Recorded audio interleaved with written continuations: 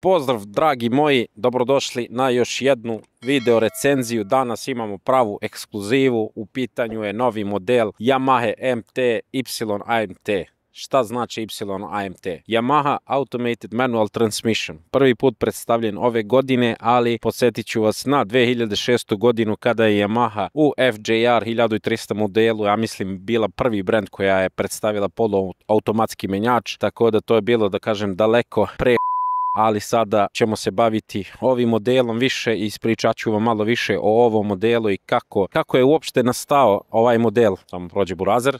Kako je uopšte nastao ovaj model, sve ok. Kako je uopšte nastao ovaj model brenda Yamaha. MT, šta znači MT? Master of Torque ili Master obrtnog momenta. Prvi put predstavljen 2005. godine da bi ja mislim da MT01 ili MT10 varijanti, da bi 2013. godine, izvinjavam se, prvi put bio predstavljen u 9 varijanti sa 900 kubika i sa fantastičnim CP3 motorom koji je unapređen sad već koliko generacija iznad, skoro 10 godina, da, i više. Tako da sad ćemo se baviti detaljima ovog motora, pokazat ću vam sve kako izgleda taj sistem, kako funkcioniše, zašto je različite od drugih i u suštini posle ćemo proći segment gradske vožnje, vožnje na autoputu, kakav je osjećaj voziti ovakav motor, da biste stekli taj neki celokupan utisak. Pre nego što nastavimo, hoću da kažem da ja nisam profesionalac u ovome, da ovo radim bukvalno drugi put, tako da izvinite ako se dese neke greške ili neki propusti, molit ću vas za pažnju i strpljenje. Ako imate bilo kakva pitanja, mišljenja, savete, kritike, pišite ih u komentaru ispod. I još jedna stvar, hvala puno Barel Yamahi na ustupanju ovog motorcikla, bukvalno smo ga uzeli nov iz salona, 40 km je bilo na satu kad sam uzeo ovaj motor, tako da, kao da sam kupio nov motor, znaš kako dobar osjećaj. I da, pre nego što donesete bilo kakav sud o tome da li valja automatic manual transmission, ok, to je za devojčice, za početnike itd. Setite se da možda ima ljudi kojima je ovo potrebno, koji možda ne mogu da voze, ne mogu da šalte, ne mogu koristiti levu nogu ili levu ruku ili šta znam, ili jednostavno hoće samo da uživaju, da ne razmišljaju oko toga, ili hoće da pređu sa skutera na neki veći motor, a da im to bude jednostavno, tako da imajte to sve u vidu. I još jedna stvar, nemojte donositi sud pre nego što ste seli na test vožnju, a test vožnja je besplatna. Možete da odete do Yamaha Barel, uzmete motor na test vožnju i probate taj motor i da sami na kraju donesete sud, ok, ovo jeste za mene ili nije za mene. Idemo da vam prikažemo sve detalje i sve što ja znam o ovom motoru. Možda neke specifikacije ne budem znao najbolje, ali oprostit ćete mi za to. Idemo, hoću da vam pokažem bukvalno kako izgleda motor napred, nazad, šta ga krasi, šta su neke novine u odnosu na prošlogodišnje modele i kako to izgleda. I krenut ćemo turu oko motora. Naravno, sa prednje strane, prvo, kao što vidite, novi dizajn svetla u odnosu na prošlogodišnju generaciju ovog motorcikla. Meni se iskreno ovaj novi mnogo sviđa, iako je ovako, da kažem, opasan, ali to je, da kažem, prednost ovog motora, kako ga Japanci nazivaju Dark Side of Japan. Meni se iskreno baš sviđa kako izgleda. Nisam testirao još noću, ako bude prilike snimit ću jednu noćnu vožnju, čisto da vidite kako se ovaj motor vozi noću. Proći ćemo korman detaljno, idemo se prvo fokusiramo na gume i na kočione aparate i kočnice. Šta imamo ovdje? Imamo Hypersport Bridgestone Blattlax gume, koje po mojoj trenutnoj proceni sasvim solidno i super se drže za asfalt i u ovakvim uslovima. Kao što vidite, uslovi nisu fenomenalni, ima neki 14-15 stepeni, ali šta se radi, možda bude sutra bolje vreme pa ću snimiti još jedan video. Napred imamo dva diska sa 4-kanalnim klještima koje su, ja mislim, marke Nissin, i imamo gore na prednjoj kočnici, što je jako bitno i mnogo dobar osjećaj pruža, ovaj Brembo Master cilindar. To sam testirao i sad koliko sam testirao ovih prvih 20 km deluje skroz ok. Probat ću poslije da testiram u vožnji na autoputu pa ćemo da vidimo. Ovdje sad vidim da ovdje ima Yamaha neku novinu za felne, Yamaha Spin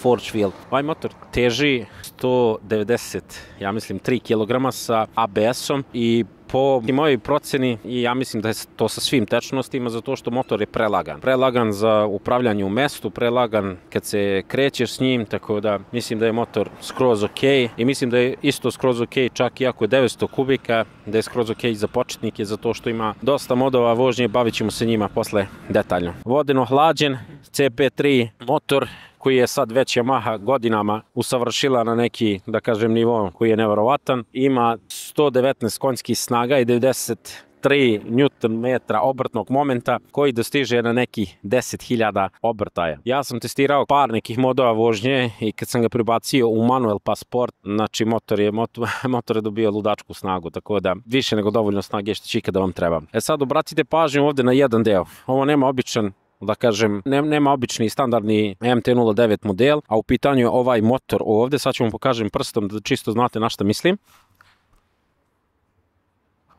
To je taj deo tu, to je jedan deo elektromotora koji koristi taj Y-AMT sistem da šalta brzine u prvu, drugu, treću. Ono što je interesantno, što sam iščitao i našao na internetu, je da ovaj motor, znate kako su na svim motorima ostalim brzine raspoređene. Prva ide dole, pa ide N, pa sve ostale gore. Na ovom motoru zbog, da kažem, tog sistema, neutralna brzina je skroz dole i sve brzine su gore kako bi se omogućilo optimalno šaltanje bez nekih trzavica i osjećaja. Što tiče frejma ili rama motora, on je izrađen iz presovanog aluminijuma, ako se ja dobro preveo, i to ja mislim da je omogućilo da ovaj motor bude toliko lak i upravljiv i čvrst. Položaj sedenja, objasnit ću posle kakav je, visina sedišta je 825 mm, što ja mislim da je ok za sve ljude koji su iznad, ja mislim, 175 cm.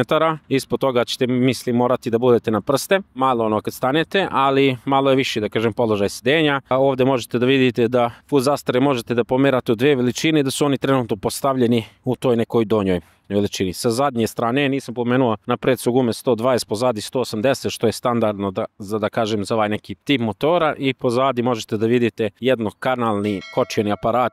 Ne znam sad koja je tačno veličina ovog diska, ali moć zaustavljanja je, da kažem, prilično jaka i dovoljno jak, rekao bih. Idemo sad na drugu stranu, ovdje čisto da vidimo kako izgleda zadnja strana, štop svetlo, LED migavci, sve izgleda cool, da kažem top view. Poslije ćemo se baviti detaljno kormanom, modovima vožnje. Pre toga ću vam pokazati kako izgledam ja sa 181 cm i 115 kg na ovom motoru. Čisto vidimo da li sam ga pojeo i koliko. Prenosi na lanac, kao što se ovdje može vidjeti. Idemo sad na još jedan bitan deo vezan za ovaj Y-AMT sistem. Evo ga ovdje sad drugi menjač ispod ove plastike. Evo tu. Tu je drugi elektromotor koji funkcioniše, da kažem, nešto slično poput quick shiftera, i ovaj čitav sistem teži nekih 2,7 kg. Dok recimo na mojoj Hondi dual clutch sistem, zato što postoji dupli set kvačila koji radi konstantno, on teži oko nekih 10 ili više kilograma. I ono što je najbitnije, ovaj motor, ja mislim da je samo 500 eura skuplji u odnosu na obični. Ako hoćeš manuelac, ok, 500 eura jeftinije ćeš da prođeš. Ako hoćeš automatik, onda ćeš da platiš 500 eura više, dok kod Honda ja mislim da je to dosta skuplje. Ja mislim da je 1000 eura razlika, ako ne i više. Čini mi se da je 1000 eura razlika. Motor je vodeno hlađen, mislim da sam to napomenuo već. Rezervoar je kapaciteta 14 litara. I sad šta su izmijenili za ovu godinu? Kao što vidite, ovaj model ima keyless ignition, znači bukvalno mi je ključ u džepu. Upalit ću posle instrument tablo, vidite kako to izgleda. Također i ovaj key cap za rezervoar. Ne treba vam ključ, bukvalno treba samo da ste tu i da date, ja mislim, kontakt ili ne, i onda će da vam se podigne kapica za rezervoar. Šta sam teo još nešto bitno da spomenem? Oni su za ovu godinu ubacili ovdje, vidite, ove grilove. Ove kao rešetkice koje navodno poboljšavaju zvuk i iskustvo kako se doživljava ovaj motor kad on razvija obrtaje. Nažalost, ovaj motor je tek prešao 40-50 km i onda nećemo moći da testiramo neki njegov pun kapacitet. Dok ne pređe 1000 km, motor mora da se drži do nekih 5000 obrtaja. Retrovizori su super pregledni, pričat ću poslije o njima u vožnji. I ono što je najbitnije da snimim, znači snimio sam kako funkcioniše ovaj sistem. Dva motora, jedan sa leve strane koji kontroliše, da kažemo, taj neki njihov quick shift sistem i automatski menja brzine, dok sa druge strane vidjeli ste onaj drugi motor koji kontroliše set kvačila. E sad, kako vi to kontrolišete? Imate ovdje izmenjene komande na kormanu. Aj, krenut ćemo s leve strane, čisto da vam pokažem ono što je najbitnije, kako se menjaju brzine, kako se modovi vožnje biraju. Ovdje vidite, imate dole minus za umanju brzinu i tamo sa prednje strane plus, i u principu kad idete u veću brzinu kliknete ovo dugme ka sebi i promenite u veću brzinu, a za manju brzinu gurnete ka napred i motor bude prebačen u niži stepen prenos. Šta još može, video sam da neki youtuberi to rade, što ste testirali ovaj motor, možete bukvalno jednim prstom i da gurnete ovaj plus ka tamo da smanjite u manju brzinu. To je sad stvar lične preference i kako ćete vi to da koristite.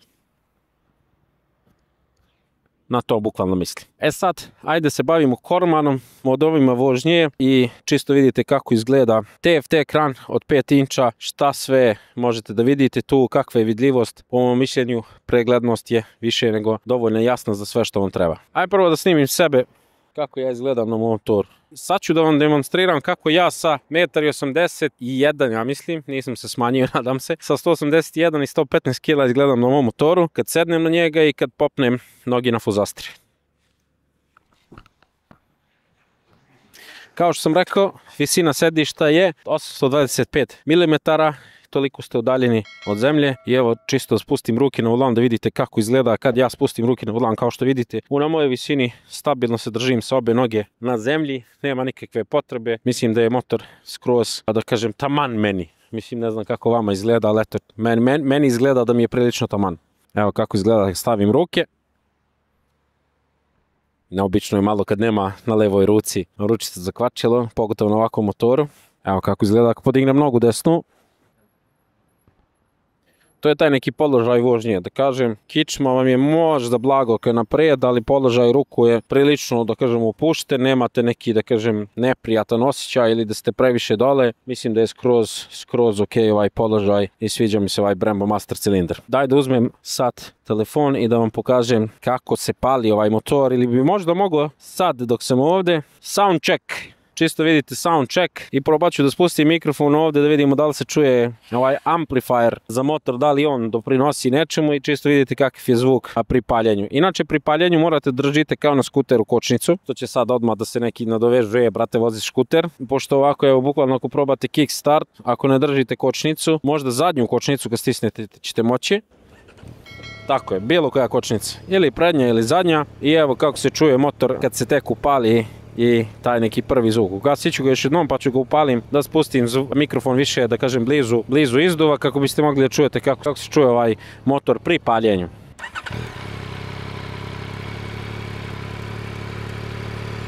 Izduv je bukvalno dole ispod skroz, tako da zvuk fabrički nije baš neki, da kažem, sad, ali mislim da je više nego dovoljan. Ali ono što se meni ne sviđa kod ovog izduva je izgled, tako da bi ja sigurno gledao neko aftermarket opciju za to. Ajde da stisnemo gas pa da vidimo kako se čuje sa fabričkim izduvom do 5000 obrtaja, zato što je motor u fazi razrade.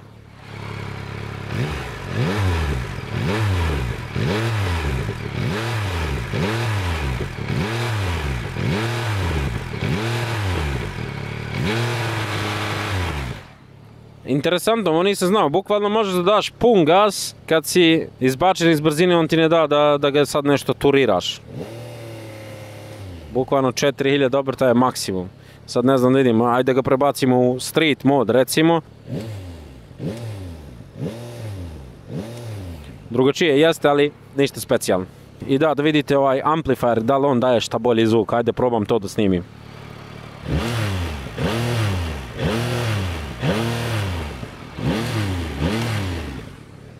A mislim da malo kad se približiš čuješ razliku. Ok, daj da vam snimim kontrolnu tablu i sve ostalo, da ugasim motor. E sad, ključ, gdje je ključ? Bitna stvar, čisto vam pokažem kako izgleda ključ ako imate ovaj motor. Keyless ignition, znači ovdje imate ključ, imate on, off, Wi-Fi, da verovatno isključite domet ako ste negdje, da vam neko slučajno, recimo živite na prvom spratu, da vam neko ne aktivira motor i upali ga slučajno, ali šta znam, verovatno je to za to, nisam siguran, ali ajde da vidite. Meni se iskreno sviđa kako izgleda ovaj novi Corman i ovi novi dugmići. Preći ćemo prvo preko njih, čisto da vam pokažem šta tu sve ima. Znači ovdje u sredini imate da uključite bukvalno struju, da možete da upalite motor i da povučite na levu stranu ako hoćete zaključati volan. Sa desne strane imate naravno ručicu gasa, modovi vožnje ovdje se menjaju, ovdje se pali gasi motor i ovdje iza imate dugme gdje možete prebaciti na automatic ili manual transmission. Pokazat ću vam više oko toga kad upalim, da kažem, kad dam kontakt, kad upalimo instrument tablu. E sad s leve strane ima mnogo stvari, ali mi sviđa dizajn ovoga. Znači imate ovdje opciju, ovaj joystick gdje možete da upravljate, da kažem, levo, desno, gore, dole, da menjate neke stvari, kako izgleda nešto na ekranu. Gore iznad imate setovanje tempomata, a ovdje imate opciju, to nisam sam pomenuo, da se vratite u neki meni, novi sistem za pokazivače pravca, levo desno, koji se gasi, recimo date žmigavac levo i opet stisnete levo i on se ugasi ili se automatski ugasi. Tako da još jedna stvar manje da razmišljate, dole ispod sirena i indikator za sva 4 žmigavca koje ćete da upalite. Iznad, a ovdje sad na čudno mjesto mislim da je malo indikator za blicanje i za dugo svetlo. Znači dugo svetlo bukvalno palite, sad ću vam pokažem ovako. Znači gurnete na gore i on će da upali dugo svetlo, daću kontakt pa ću da vam pokažem demonstraciju. A blicate bukvalno kad stisnete ovdje. Ovako blicati. Što je to sad svetlo zatrpano zbog ovog, ispričao sam pre, minus i plusa koji ćete koristiti za šaltanje. Sad da damo kontakt. Opa. Kad date kontakt izađe Yamahin logo, ono što mi se sviđa u odnosu recimo na neke novije Honde je mnogo brzo se uči taj ekran. Kao što sam prije napomenuo, iako je motor izbačen iz brzine, da biste ga upalili morate stisnete kočnicu ili prednju ili zadnju i onda da stisnete kick start. Ovdje sad imate, kažem, opcije neke da menjate da izgled ove instrument table. Na instrument table šta se vidi kad ste uključili migavac levo desno, kad je ugašen motor, ali evo čisto vidite sad na levu stranu klikćem opet i opet se ugasi migavac. I imate tu, kažem, još neke stvari vezane za sam motor, ali ono što je najbitnije je kad se upali motor ovdje desno vidite u kojem ste, da kažem, režimu vožnje. Ajde da upalimo motor pa da vam pokažem malo to. Znači klikćemo dole, kočnica, kick start, to je to. Sad, ovdje, kao što sam rekao, klikom na mod, i vidite ovdje piše D, klikne mod, promeni se u D+. D+, u principu malo duže drži obrtaje. Sad recimo hoćete da šaltate sami, nećete da vam motor menja automatski brzine, kliknete ovdje ovo dugme i on sad ovdje prebaci u druge modove vožnje koji su manuelni i sad tu imate nekoliko opcija. Jedna opcija je Street, koja je po defaultu učita prva, druga je Sport, koja ima najbolju responsivnost gasa, Custom 1, Custom 2 koju možete vidjeti da customizujete sami, Rain i Street. To bi bilo to. Sad samo da probam ako da budem uspio ovako da snimim za menije. Ovdje možete da menjate šta vam se prikazuje na ovim ekranima. Dole, znači levo desno. Možete se vratiti samo da vidimo da li kako se ulazi u neke druge opcije. Klikneš jednom da se vratiš na back. Tu u stvari home dugme. I onda on te vrati na podešavanje i sad možeš da biraš 4 teme kako se izgleda motor, tako da ovo je nešto poput BMW-a, ovo je nešto unikatno, ovo je nešto poput možda Honda, a ovo je isto unikatno, tako da imate svašta da birate. Hajde vidimo u temu 3, delo je zanimljivo. Horizontalno postavljeni obrtaj. Ok, dajde vidimo što ima još od opcija. Imate ovdje neke informacije o motoru, podešavanje, shift indicator, da ima connectivity, možete povežete bukvalno navigaciju, aplikaciju, muziku, turn by turn navigaciju. Šta je to? To znači, brate, bukvalno da uključite navigaciju koja ti pokazuje sad skreni levo, sad skreni desno itd. Mislim da ovdje može da se steluju modovi vožnje, stability control, svašta nešto.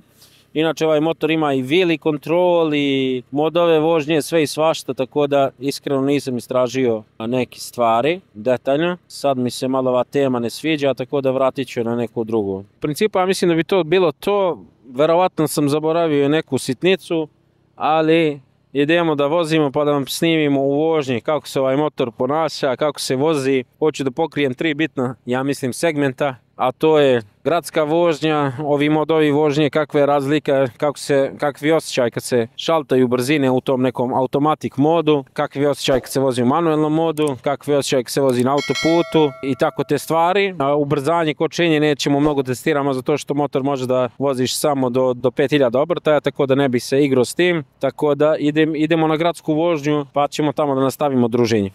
Ljudi moji, idemo sad da snimiti segment gradske vožnje, da vidimo kako se ponaša ovaj sistem kad se vozimo po gradu. Prvo što je neobično, iako vozim Hondu NC, nemam kvačilo, ovdje ga tražim, zato što sam očekivao na ovom motoru i bukvalno sad gledam kako ubacim u prvu brzinu, a u stvari treba samo da kliknem ovdje. I motor je caknuo, ubačen u prvu brzinu i sad dajemo polako gaz. To je to, motor kreće. cool, mislim ono, zanimljivo. Ali osjećate bukvalno, osjećam kao da mi motor sam, da kažeš, stiska kvačilo. Kad krećete, bukvalno kao da ti sam držiš kvačilo, ono, pred kretanje. U ovom slučaju to motor radi za tebe. Šaltanje iz prve u drugu, ne znam, možda ste čuli, možda ste primijetili, ali baš je neprimjetno prešaltao, tako da mislim da u više stepene prenosa motor šalta besprekorno. Ono što je malo, da kažem, nervozni su ljudi, klasika svuda i ovdje. Što ste ljudi toliko nervozni, šta vam je, brate? Ono šta sam teo da kažem, malo što sam primijetio čudno, dok se ne navikneš, mislim da zahteva navikavanje, ali sad evo već treća vožnja mi je ovo možda, prešao sam 17 km, već sam se navikao kako motor šalta brzine i zato što ovaj motor ima 6 axis EMU, to jest 6 senzora koja ti meri u kojem ste na gibu, zbog ABS-a, zbog traction kontrola, zbog svega. Mislim da neće da se desi, to jest bar mi se nije desilo, da mi motor nešto prešalta brzinu baš kad mi to ne treba. Ono što je primjetno da u D modu dosta kraće, recimo neki 2500-3000 obrtaja šalta brzine. I kao što sam već napomenuo, evo sad možda da vidim ovdje, u prvu kad ga ubaci odozgo, vidi se da kažem malo teno secne, ali sve ostalo što se tiče šaltanja je besprekorno i bukvalno šalta nevjerovatno brzo. Mislim da nego bukvalno mislim da profesionalni vozači možda mogu tako brzo da prešaltaju brzinu kao što šalta ovaj sistem. Tako da ajmo ovdje pred ležeći da testiramo malo kočnice, prednje kočnice. Sviđa mi se što mi deluje da imaju, evo ovdje pred pešački, sviđa mi se što deluje da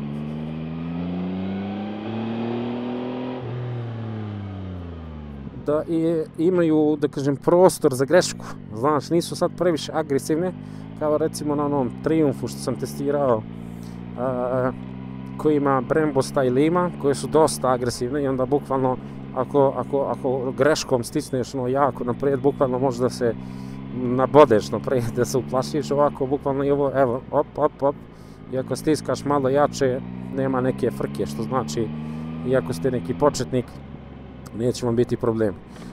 Sama upravljivost motora je bukvalno, ne znam, igračkica. Baš se vozi, mnogo je, da kažem, kratak je motor i onda možeš da bukvalno u jednoj traci, levo, desno, da se okrećeš kako hoćeš. Ove gume mi deluju da su skroz dobre i da lepo prijanjaju. E sad, mislim da ovaj D mod i meni se ne sviđa, zato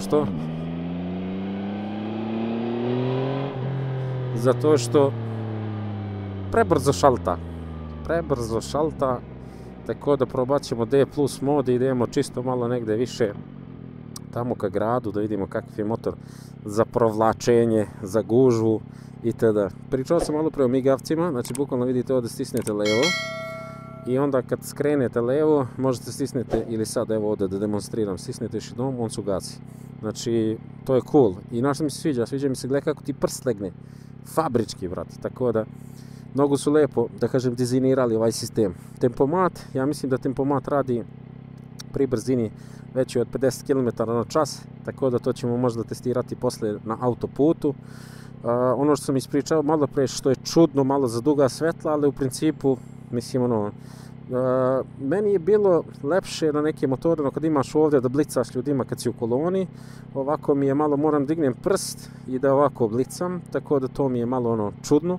I kad hoću da upalim dugo, treba da stisnem na gore i da stisnem na dole da ga ugasim. To mi je malo, isto bi mi trebalo navikavanje. S desne strane, kažem, dosta sve clean, možda su s desne strane trebali da stave ovaj indikator za sva 4, mislim da bi to bilo korisnije. i jednostavnije za čisto da malo razguše šta se dešava na levoj strani. Idemo sada D plus mod, da vidimo kako on šalta, a da ne idemo više od 5000 obrtaja. Šalta, brate. Idemo niže.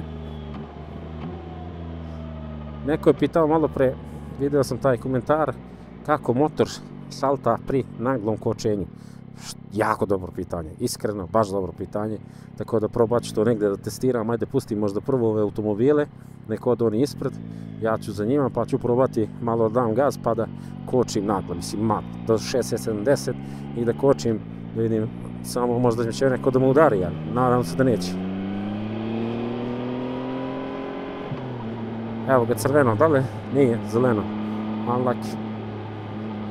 Testirat ću to posle negdje drugo, ali, na što mi se sviđa, brat? Ja ne razmišljam ništa osim gdje treba da idem, kako treba. Evo ga, naglo kočenje malo. Op. Top. Brate, držao je drugu brzinu, fokus je bio na kočnici. Kad sam već stao, tek je prešalto u prvu brzinu. Znači, nije sad ono tokom kočenja bam, nešto secko, nego je baš da kažem, lijepo se ponašao. Položaj sedenja, 825 mm sedište, za mene od 1,81 m, autobus, burazer, ja ne znam gdje ću koju traku, ali nadam se ne u moju. Ajmo još jednom probamo ovo naglo kočenje što smo rekli, da vidimo kako šalta. Evo ovdje sad kad skrenemo kočimo sa 50 iz treće, drugu drži dok ne dođe na 20. Znači, nemam zamjerke stvarno, nije sad da je nešto da ti nešto smeta, da te on za provlačenje, evo te vidite, mnogo lagan, bukvalno mislim na nivou ovog skutera pored što se tiče provlačenja, a upravljivost je 10 puta bolja. Ono što nisam pomenuo malo pre, a to je da motor ima podesivo vešanje napred, za prenategnutost, ili ti preload i rebound, kako se to kaže, i pozadi isto tako zadnji monošok amortizer koji može tako da se isto podesi, tako da vešanje nisam pokrio, a to je ozbiljan segment i izvinjavam se za to. Ono što se tiče vešanja, krenuo sam pričam oko položaja sedenja, položaj sedenja je dosta, kažem, uspravan, retrovizori daju dobru preglednost, možda bi ih malo pomerio ovaj desni tamo više u desno da vidim malo i drugu traku, ali mislim da daju super preglednost. Ono što me zanima, što ću da testiram, što mi se na Triumfu nije svidjelo, mada ovdje ne mogu da vozim motor preko 5000 obrtaja, zanima me da li ima vibracija, ali rekao bi da vibracije po onome što vidim su skroz minimalne, da se jedva, da kažem, ne osjećaju se uopšte. Bukvalno čuješ motor da radi, čuješ izdu i čuješ kad daš gas, čuješ snagu motora kako pumpa. Tako da D plus mod za po gradu, bukvalno kao da voziš neki tunirani skuter koji se upravlja besprekorno. Poštovanje za vozača Passata koji vidim da mi se sklanja, tako da hvala ti burazeru.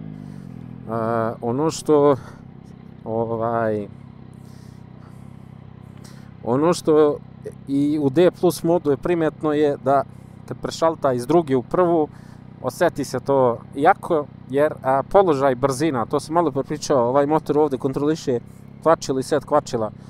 Neutralna brzina je skroz dole i onda ide prva, druga, treća, četvrta, peta, šesta, dok kod klasičnog manualnog je prva dole, sve druge su gore, to znate sve, tako da ne znam, mislio sam da to sad neće ovako da se osjeća, ali možda mu treba i vremena, da kažem, da se razradi, možda je samo 60 km, tako da možda nakon prvog servisa to bude malo više, da kažem, bezosećajno, bez tog nekog trzaja, eto da kažem. Osim toga, rekao bih da šalta perfektno. Prva, druga, treća, pogotovo na većim obrtajima, perfektno šalta. Probat ću posle sam, kad ga prebacim u manual mod, kako šalta iz drugi u prvu, pošto to je jedino što mi za sad smeta u automatic modu, ali iskreno to je toliko sitna greškica. Ovaj brat će da skrene u sred Kneza Miloša ovde, ljudi će nas pobiti.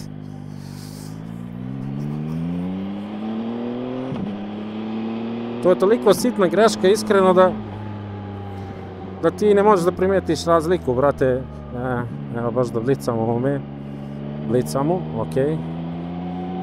Nije strašno, može se navikneš, bukvalno kao da digneš jedan prst, ono, znaš, kad se javiš ovdje digneš jedan prst i takneš, i onda, brate, motor mu blicne. Ajmo, uhvatimo ovo zeleno, op, na žuto, dobro je, da me ne kritikuju ljudi po Instagramu. U principu, kažem, perfektno šalta sve osim toga iz druge u prvu. Mislim, nije to sada je nešto katastrofa, da se odmah razumijemo, nego tad jedino osjetiš da se nešto dešava, da je to ono malo jači trzaj. Ovo drugo kad šalta iz prve u drugu, iz druge u treću itd. Sve to deluje perfektno, tako da tu nemam nikakvu zamjerku. Evo još jednom demonstracija kako migavci rade, vidite oni svjetlo i dalje crveno, ja kliknem desni ponovo, pošto sam dao žmigavac desno, on se ugasi. Tako da kapiram da za neke ljude, i za svaki motor, treba ti vremena da se navikneš. Ono što mi se stvarno sviđa što je, brate, motor bukvalno igračkice. Kako se vozi, ovo je fantazija. Kočnice, ja mislim da su dovoljno jake za gradske uslove. Poslije ću da testiram možda na malo većoj brzini, se spustimo na autoput, čisto vidimo kako se tu ponaša motor, kako koči, kako se vozi. Zaštita od vetra, naravno ne očekujem da bude ništa spektakularno, zato što je ovo opet naked motor, ali ja sam za to, ja sam stava, ako ćeš da imaš zaštitu vetra, sedi u kola, brate moj, nije za tebe motor. Mislim, neću sad da generalizujem, ali mislim da je čitava čar vožnje motora, da te vetar pirka. Evo i sad, brate, 18 stepeni, kad imaš jaknu, kad imaš opremu, sve, kad imaš, ništa ti je tu, nije strašno. Brate, provlačim se kao sa skuterom, izvinite gospođo, pešački je malo ispred, izvinite što sam mu upao ovamo malo. Testirat ću još malo znači, automatic mod. Rekao sam, ja mislim, dosta stvari, položaj sedenja, visina, preglednost, sve je fenomenalno. Mislim, sve mi se sviđa, bukvalno sad čak i razmišljam o ovom motoru, kako se zove, da li je za mene? To je sad pitanje. Ok, pokrit ćemo to poslije u segmentu na kraju, gdje ćemo odraditi neki, da kažem, conclusions. Ovaj motor, da, to sam pomenuo, mislim pre da je 500 eura skuplji sa ovim automatic sistemom u odnosu na obični, što mislim da je super i da će to da natera dosta ljudi.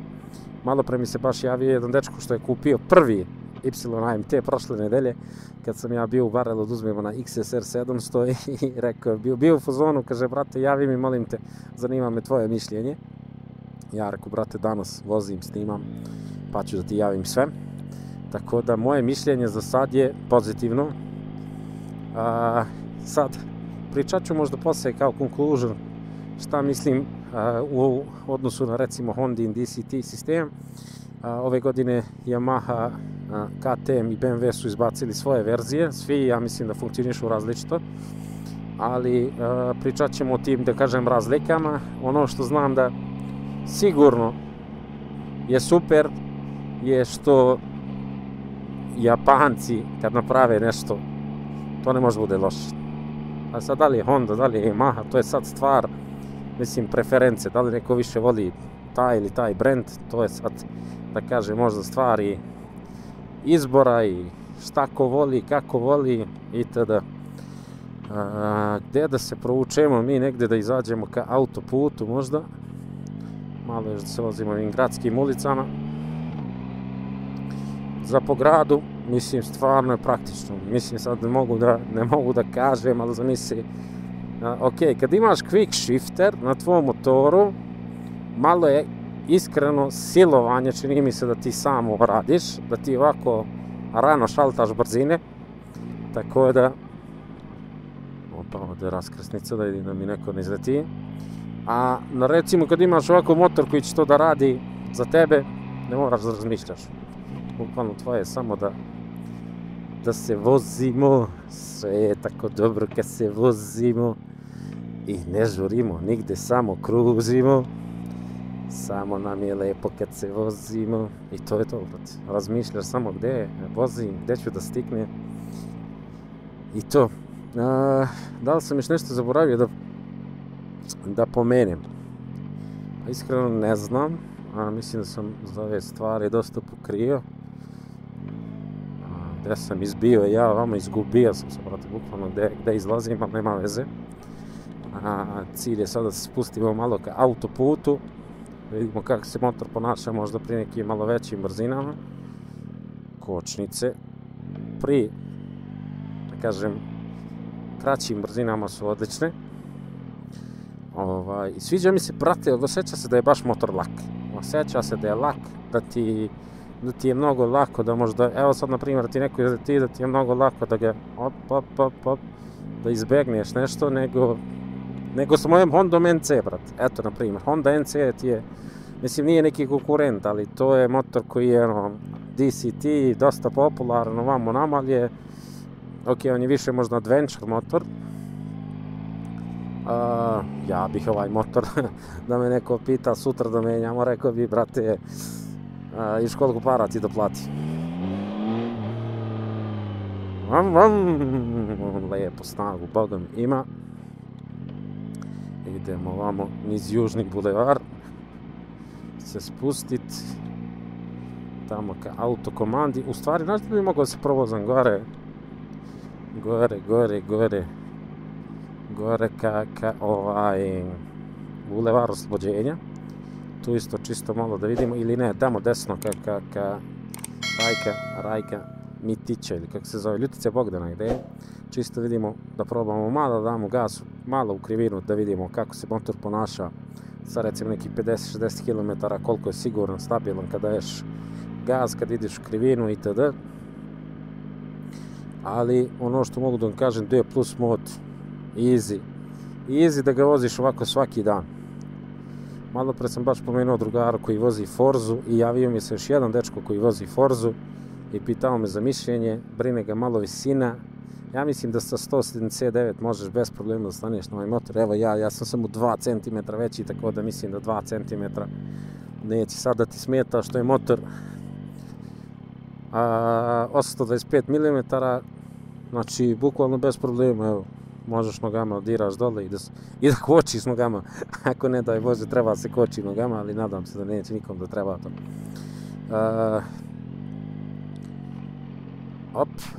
Renault Kadjar. Znaš li gdje ćeš, brate moj? Sad ono što je primjetno, evo sad ima malo neki delay. To je zbog toga što je automatika. Prebacit ćemo ga u manual da vidimo da li ima i dalje taj delay. Ali ja mislim da postoji. Ode brat na crveno. Ajde svojim putem idi dalje. Ne treba ni mozak, ni zagrljaje. Kako su ljudi ludi, brate. Poslije kažu svašta. Dobro, ne biti. Znači, da, ima mali delay, ali bukvalno 0,3 sekunde i motor kreće da ide napred. Znači, evo, jeste vidjeli? Znači, 3, 4. Znači, bukvalno 0,3 sekunde i motor kreće, ali kad je krenuo i date gaz, motor ide super. Sad, nešto sam teo još da kažem, nisam pomenuo malo pre, throttle by wire. Šta znači to? Elektronska kontrola gasa zbog različitih modova vožnje. To je za to na ovom motoru i na većini motora koji danas imaju elektronsku kontrolu gasa, kao i zbog traction kontrole, elektronike i milion nekih drugih zebancija. Ovaj motor ima to i zato u različitim modovima vožnje imate različitu kontrolu gasa. Ono što mogu da kažem sad bukvalno preko ovih rupa, ne znam sad gdje je motor lak, mislim da je udobniji čak od moje Honda NC. Evo sad i preko ovih većih rupa. A pritom imate potpuno štalovanje a naprijed i nazad, tako da mislim da može da se još našteluje prema vozaču, ali mislim da je malo naštelovan, što se kaže, tvrđe. Naštelovan je tvrđe, vjerovatno da bi moglo malo lepše se vozi, ako hoćete da ga vozite malo sportski više. Evo je Murija, desi Murija, ja kada je Murija burazir neki. Ništa, sad ću još D mod do gore i onda ću poslije da probam malo manuelne modove niz bulevar i da steknem neki lep utisak. Sve je ok, brate moj. Ovdje sam imao želju da stisnem malo gaz i da vidim kako se motor vozi po krivinama. Šaltanje u veće prenose bez problema. Pustite gaz, kočnicu taknete, on baci u manju i idemo u krivinu. Bukvalno ne morate da razmišljate o menjaču, ali ako hoćete imamo opciju za to, tako da testirat ćemo i to definitivno. Evo da ima lepa krivina, samo ima mnogo kola, ali ajde sa 50 čisto vidimo kako se ulazi u krivinu s ovim motorom.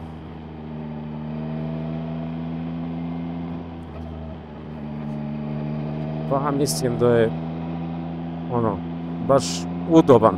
Leži, ne bih previše sad da ga obaram tu nešto da obzirom da, kako se zove, je 16 stepeni, nisam detaljno provjerio gume i sve to i onda ne bih se sad nešto previše igrao, ali ovako, vrate, zove, evo ova krivina, koliko lepo leži, zamišljam sad po nekim krivinama ovako dužim kad putuješ, koliko se lepo vozi. Ono što sam htio još da napomenem, a to je, hitna pomoć, čekaj da je propustimo. Ajde.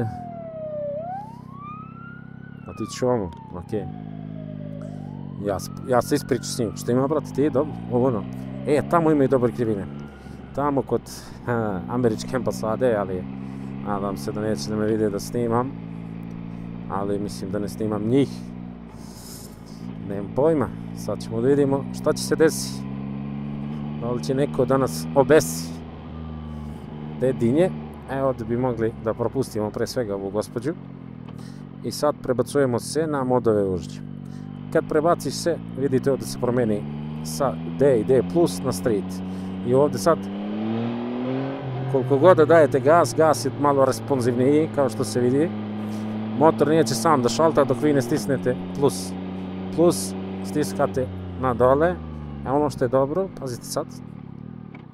Motor kad usporava, na primjer, evo ja sad nisam stisnuo da se spusti u manju, ali kad imate, evo sad ovdje, prva, druga, i hoćete kočite, ne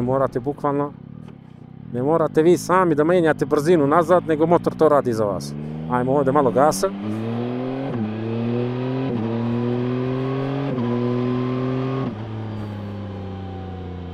Ovo je sve do 5000 obrtaja. Mnogo se lijepo vozi motor, mnogo. Kako ovo lijepo kad ti sam prešaltaš u manju. I na manual mod ima ovaj problemčić u smislu iz druge u prvu. Mislim, tu jedino osjetiš da se nešto desi, kad šaltaš ovo drugo sve je perfektno. Sad, od modova vožnje, kad ste u manualnom režimu imate street, koji je default, koji se učita, imate sport, imate custom koji možete da menjate malo pre onom meniju koji sam pokazivao, imate rain. Tako da, znam da nije vrijeme za sport i znam da nemamo, da kažem, uslove možda, ali ovdje znam da nema isto toliko saobraćaja puno, pa ćemo tu malo čisto da snimimo kako se možda motor ponaša. Koliko se, brate, ovdje lagano ulazi i upravlja bez problema. Ćemo malo da snimimo kako se ponaša u sport modu. Inače nema gužve i sad ovi su krenuli ovdje da sad da dolaze ljudi, ali ajde da ga pređemo.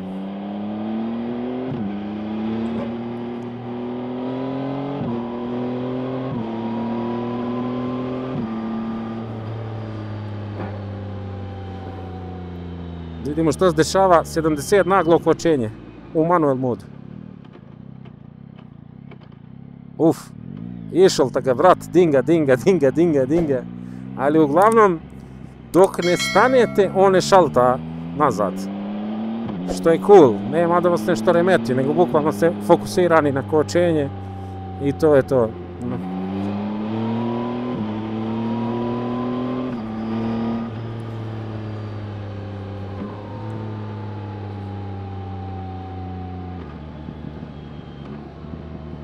...40 ograničenje, koči rakice. Evo, sami smo ga sad išaltali do dole. Idemo se okrenuti sad ovdje. I da se vratimo ka bulevaru. Op.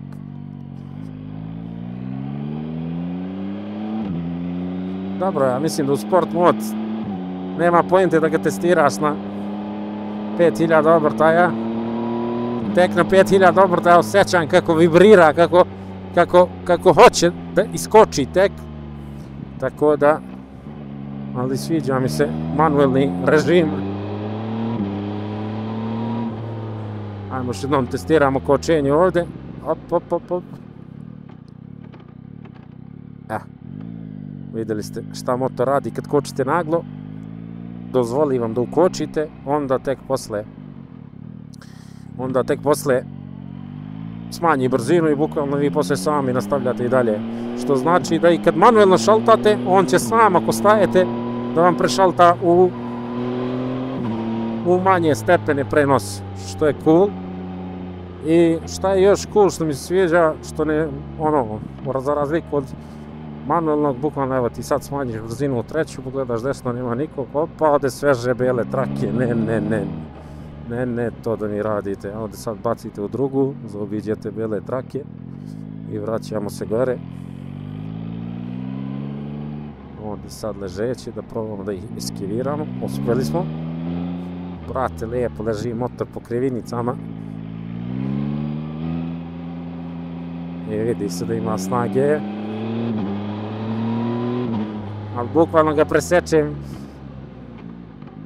Opa, testirao sam sad i ABS zadnji se upalio. Tako da, mislim da ovaj motor ima mnogo snage, samo što ne smijemo da ga testiramo sad. Više od 5000 obrtaja, rado bi ga ja odvrnuo ovdje. Idemo se mi vratiti na D+, da vidimo u vožnji, da, D+ mod. I da ne razmišljamo o šaltanju, nego samo da vozimo i da vidimo šta se dešava. Tu je vojnik okrenuo drugu stranu, ispoštovao, kaže, brate, snimaj slobodno. Pevaj, brate! Ja mislim da bi to bilo to što se tiče gratke vožnje, modova vožnje, potrošnju, ja mislim da nisam pokrio, a pogledat ću, ali mislim da troši ovaj motor sigurno ispod 5 litara. Koliko, ne znam, znam da kad sam vozio prošlogodišnji Tracer 9 GT, da je potrošnja bila bukvalno oko 4 litra, što je bilo nevjerovatno. Naravno, ako ga sad vozite u nekom sport modu i stiskate ga na maksimum, onda ok, ima potrošnju da digne malo. U stvari, šta ja pričam, daj da vidim ovdje. Ovdje mora da se vidi. Instant fuel, average fuel. Average fuel 6,8. Ovo nešto nije tačno. Ovo je nemoguće. Evo sad ćemo vidimo, čekaj. Instant fuel. Nemam pojma, iskreno, neverovatno mi je da ovaj motor troši 6 litara.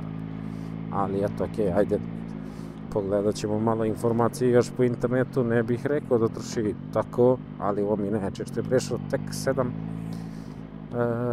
km.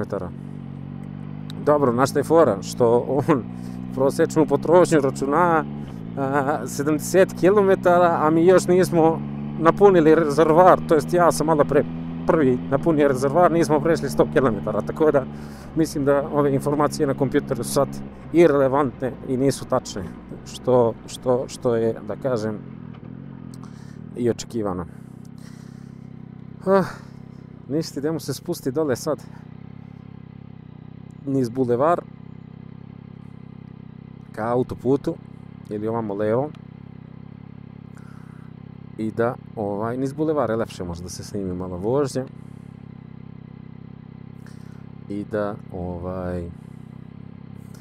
i da snimimo možda vožnju malo autoputem i to je to. Vidimo kako se motor ponaša na autoputu. Ono što je cool, što mislim za sad ne mogu da pokrijem, ali kad mi poraste žena ili kad mi poraste ćerkica, mogu da popnem ćerkicu ili nekog da vidite kako izgleda motor sa 2 osobe kad se vozi. Ja mislim da mjesta pozadi ima dovoljno za neku osobu do 80-90 kila, za nekog većeg mislim da nema. Ali naprijed, kako meni stoji ovaj motor, mi se jako sviđa.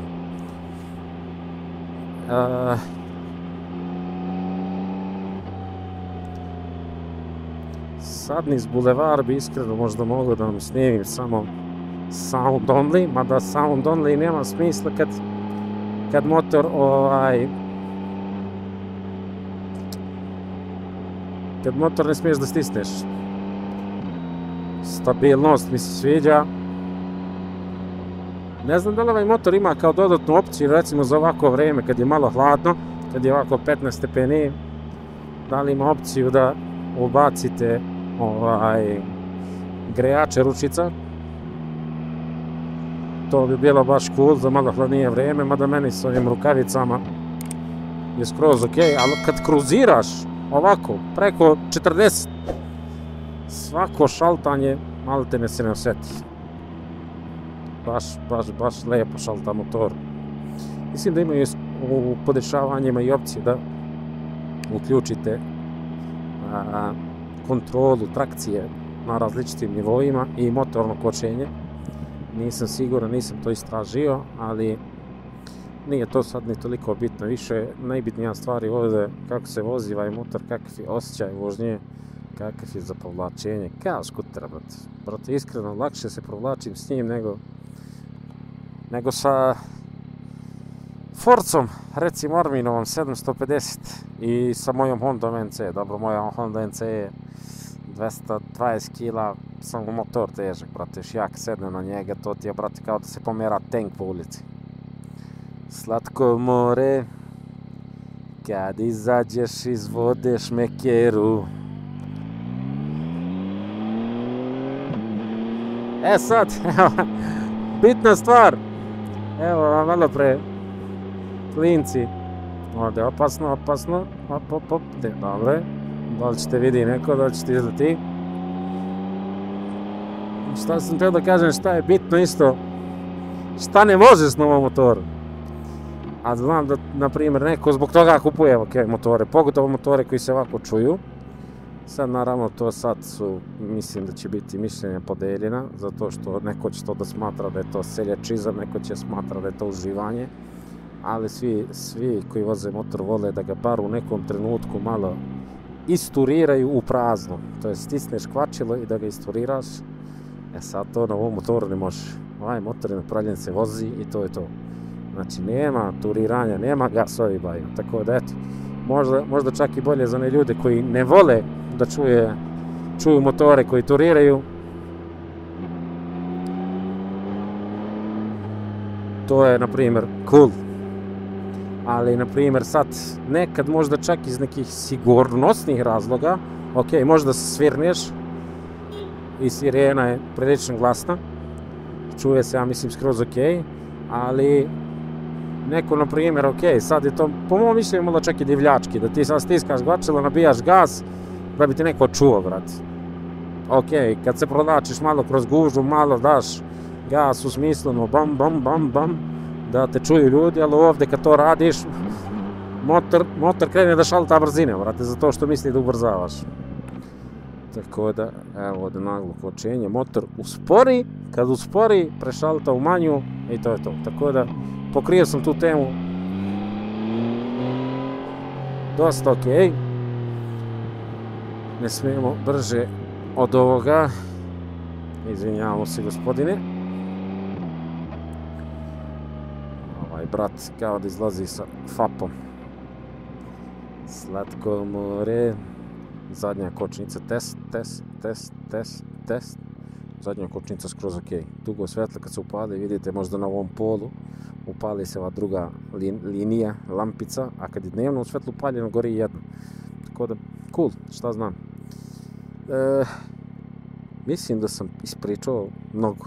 Ova epizoda hteo sam da bude kraća, ali obzirom da je ekskluziva i da prvi put vozimo motor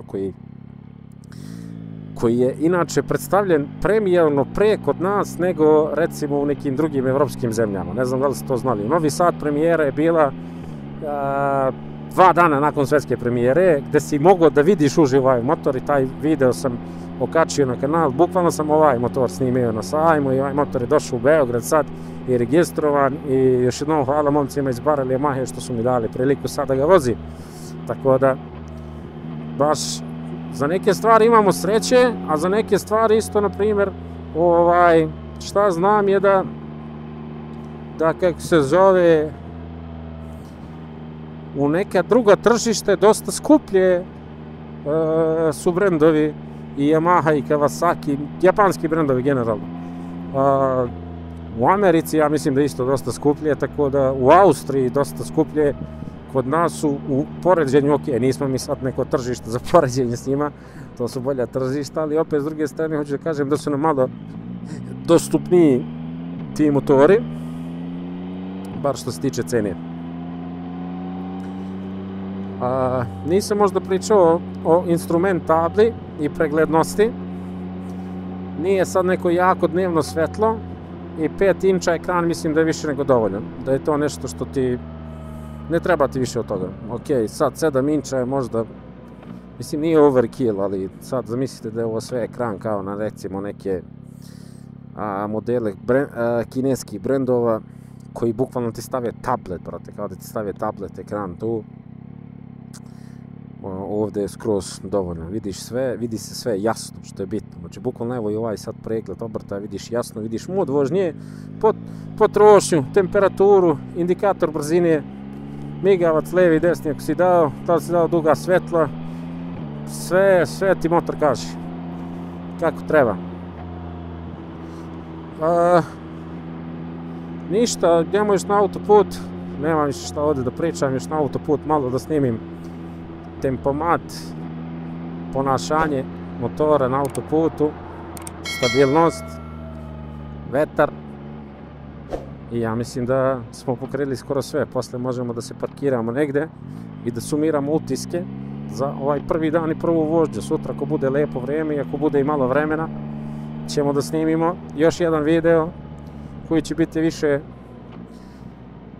vlog neki tipa vozio sam MT-09, hvala Burazeru što misli na mene. Vozio sam MT-09 sa kako se zove, sa 40 km. Zbog ovoga se vozi motor, ljudi, ja znam da me vi, većina sad vozača automobila mrzi, psuje da bi mi neko otvorio vrata, bio bi na mesto itd. Ali poenta vožnje motora je da možeš da se ovako provlačiš, a evo ovdje, ja mislim da je bio najbolji primjer koliko se dobro i lagano provlači sa Yamahom MT. Malo blicneš ljudima čisto da te vide, da se sklone, kažeš im hvala, jako ste ljubazni, što niste debili kao oni poneki što mi pišu na Instagram i oni ti se svi lepo sklone i evo, brate, ti si prošao kolonu za 3 sekunde, a recimo neko sa autom bi prolazio to 15 minuta. Op. Ajde svojim putem, idi dalje. Idemo sad autoput za Niš, do druge radnje Yamahe Barel, da im oteram MT-a, šalim se. Ovaj motor staje ovdje, tako da hoćete da testirate, javite se tu za test vožnju. Znači sad na autoputu što ćemo da testiramo? Tempomat, kako se aktivira tempomat, kako se šteluje, kakva je udobnost. Samo ćemo morati malo da odemo dalje do Medaka ili recimo tamo negdje dalje da izbjegnemo malo gužvicu koja je ovdje. To bi bilo preko potrebno, zato što vidite da je ovdje sad malo veselo, što ne volim nikako kad je gužva ovakva, brate, ali i prošli put kad sam snimao XSR je bila gužva i to je bilo lepo vrijeme. Sad je lep, ali na drugu stranu nije gužva. Možda bi mogli da izvedemo nešto, neki džigibau, da odemo na drugu stranu, ka Novom Beogradu, pa tamo autoput Zagreb, ovamo onamo. Tu smo se malo zeznuli izgleda. Ali šta se radi? Idemo se prvo pre svega provući malo, pa ćemo vidjeti šta ćemo dalje.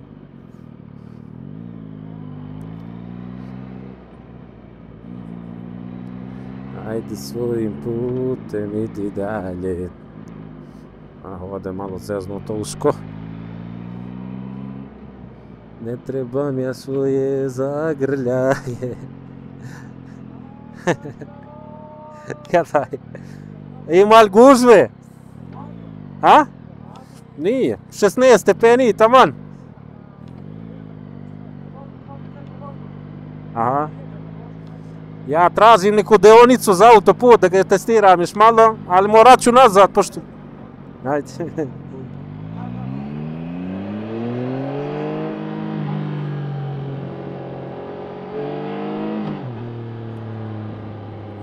Ajde svojim putem idi dalje.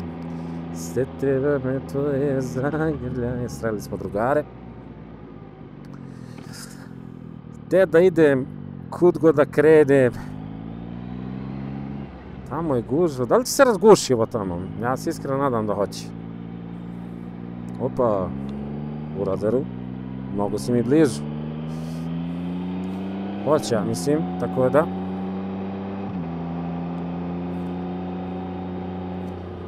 Evo da vidimo, testiramo na autoputu tempomat sa 70 km/h. Znači stisnemo dugme.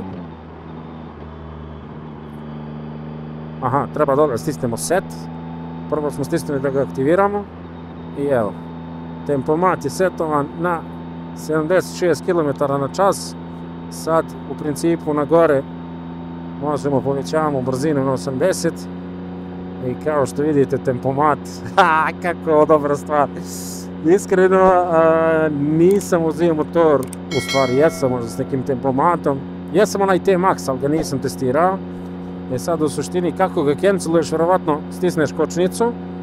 Jeste, on se deaktivira i ovdje vam ostane, piše vam da je setovan na 80. Sad naravno kad idete malo brže, ajde malo probamo na 90. I sad kad kliknete, evo, na 94, on je u 6. brzinu, setovan je tempomat.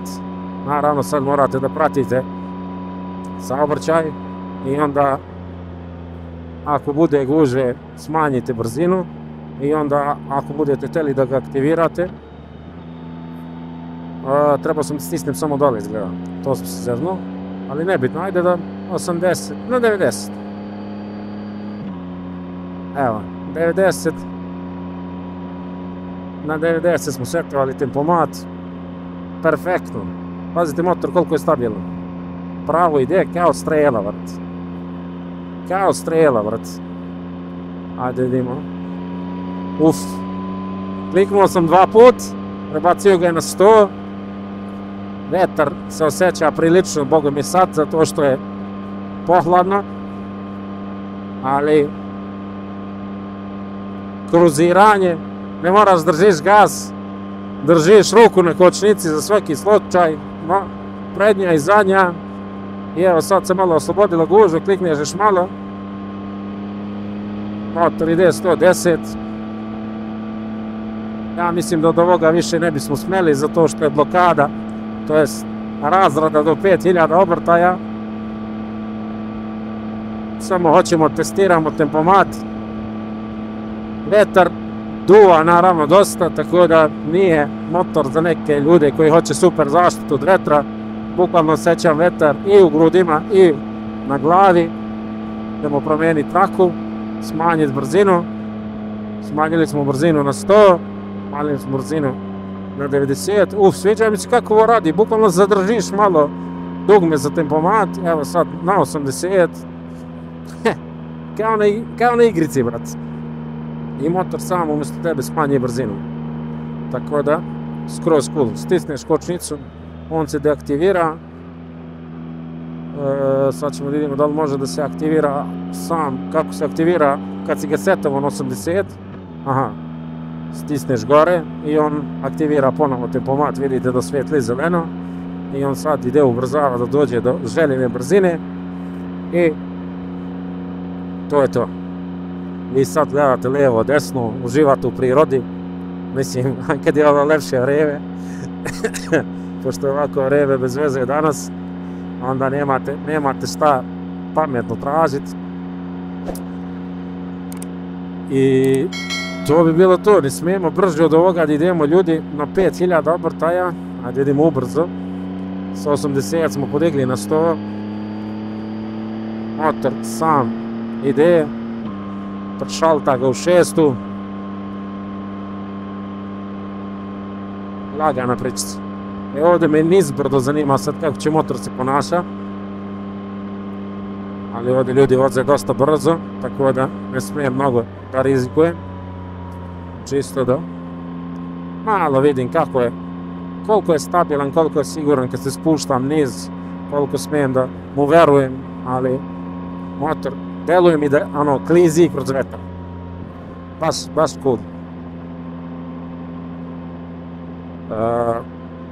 Mislim da bi to bilo to, braćalice, što se tiče vožnje autoputa. Sad ću da ugasim snimanje, da stanem negde i da se vratimo negde u grad i da snimimo završni deo videa, moje neko mišljenje, šta ja mislim u ovom motoru nakon sve ove vožnje. Nisam testirao i ne smijem da testiram sad na autoput, ali brate, ono što mogu da vidim levo, desno, koliko je motor je. Motor je dosta stabilan. Na primjer, kad sam testirao na Suzuki GX 1000, Suzuki F1000 Naked, 150 konja. On isto imao snage koliko hoćeš, ali mi je bio malo nesiguran, brate, ovdje po ovim krivinama kad sam se spuštao. Dok, na primjer, ovaj motor deluje mi skroz ok.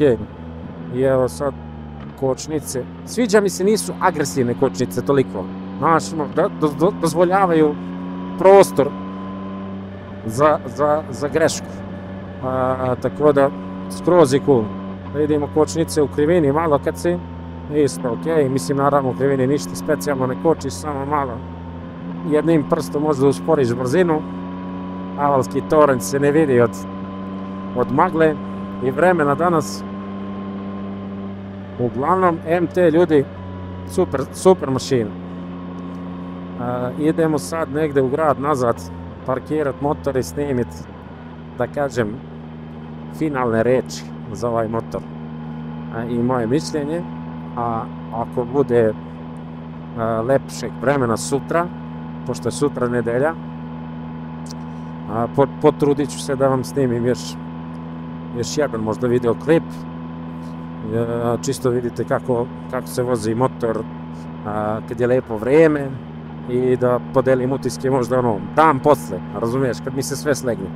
E pa ljudi, da sumiram utiske, nakon 50-60 km pređenih, sad je motor došao na 100 km, tako da prvi 100 km na test vozilu sam većinom ja provozao i da prenesemo neke utiske kako funkcioniše YAMT sistem, taj je moj neki utisak i kako je poređenje sa Hondom, mojom NC 750 DCT, eto, pošto će nekog možda to zanima. Iskreno mislim da su dosta različiti sistemi i jedan i drugi imaju taj neki klanki moment kad malo trzne kad šalta brzinu. Oba funkcionišu savršeno pri nekim većim, da kažem, obrtajima. Naravno, ovaj sistem je, po mojom mišljenju, sad malo bolji. U tom nekom smislu, bukvalno kad kruziraš, ne osjetiš motor kad prošalta brzinu koliko brzo i bez nekog problema promeni motor brzinu, tako da to mi se baš sviđa. Jedino što mi se ne sviđa, to sam 2-3 puta napomenuo video iz druge u prvu. U bilo kojem modu vožnje, da li ste automatik ili manual, osjeti se taj neki trzaj, ali to je ok. Mislim da nije nešto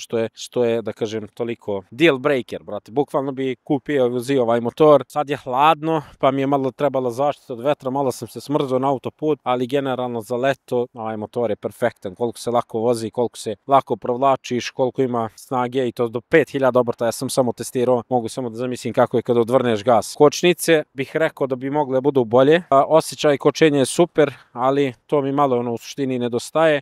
ima dovoljno snage, ali slično kao na mojoj Hondi. Ovdje sad, iako imaš dva diska naprijed, malo treba da stisneš da bi kočio malo jače, pogotovo možda na nekim većim brzinama ako hoćeš da usporiš malo brže. Šta bih još promijenio? Šta mi se sviđa? Sviđa mi se ekran, sviđa mi se podešljivo ogibljenje, sviđa mi se različiti modovi vožnje, sviđa mi se preglednost, udobnost, položaj vožnje. Udobnost, možda bi menjao sedište, pošto evo sad nakon 2-3 sata vožnje malo naravno setiš neku neudobnost, ali to je ja mislim normalno. Nije to sad nešto krucijalno, da kažem, bitno i važno da će da ti utiče toliko. Ako ti je baš bitna udobnost, onda ćeš da kupiš Hondu Goldwing ili neki T-Max, brate, gde možeš da se zavališ kao u fotelji. Položaj vožnje mi se isto sviđa. Ta mi se još sviđa mi se, brate, zvuk, iako bi menjao naravno ovaj fabrički izduv, a ne sviđa mi se kako izgleda generalno, i pošto se vidite ceo vidi dole, mislim da bi neki aftermarket izduv izgledao fenomenalno. I šta još da kažem, brate,